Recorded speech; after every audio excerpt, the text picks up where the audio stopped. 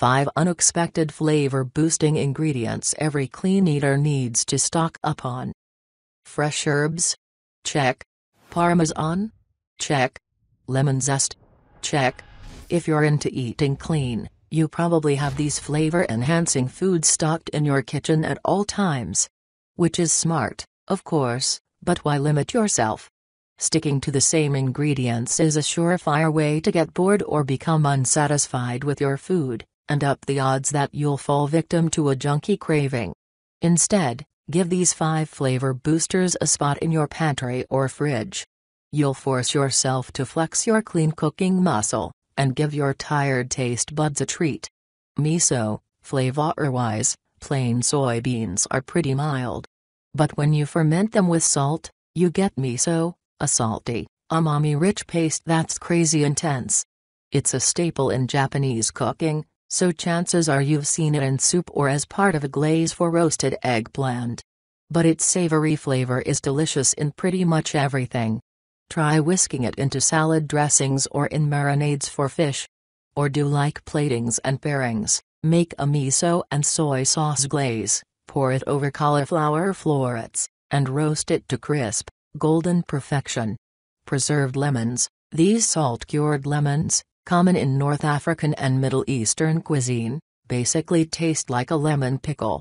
You could go the traditionally inspired route and add them to a spiced chickpea salad, like Healthy Delicious.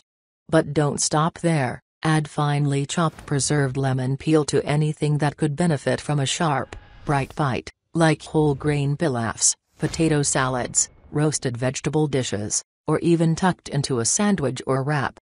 Oil-cured olives. Oil-cured olives are dry-brined in salt to intensify their flavor. Not surprisingly, they're super salty and savory, so they offer up a delicious contrast to foods that are on the sweeter side. Feasting at home uses olives in a quinoa and blood orange salad. Just swap Herculemata olives for oil-cured ones, but they're just as good with roasted beets or root vegetables, too. Or take advantage of their salty richness and use them in place of cheese in sandwiches or on top of pizza. Nutritional yeast, flaky and pale yellow. Nutritional yeast doesn't just look cheesy, it tastes cheesy, too. Vegans have known about this for years, but you should start cooking with the stuff regardless of your dietary persuasion. At 45 calories, 8 grams of protein, and 4 grams of fiber per 2 tablespoons serving, its nutritional profile is way more impressive than Parmesan. And yet, it packs the same savory, salty flavor.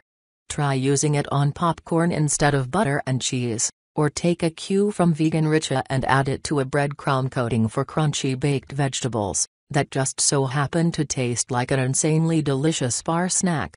Tamarind paste. If the usual soy or citrus juice has you totally bored, try adding tamarind paste to the mix.